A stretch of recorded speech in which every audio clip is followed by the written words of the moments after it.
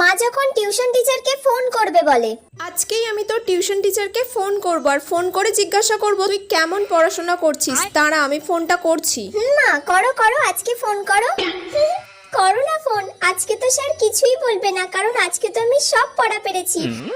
তোর মাসি ফোন করছে, দাঁড়া আগে মাসির সাথে কথা বলে নি। রাখ।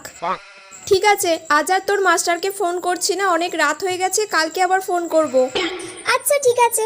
সেদিন তো তাহলে তোর মাস্টারকে ফোন করা হলো না, আজকে তাহলে আমি তোর মাস্টারকে ফোন করব। ফোন করে জিজ্ঞাসা করি কেমন তুই পড়াশোনা করছিস। এই রে, আজকেই মা ফোন করবে আর আজকেই আমি পড়াটা স্যারের কাছে পারলাম না। আজকে যদি স্যারকে ফোন করে আমি শেষ।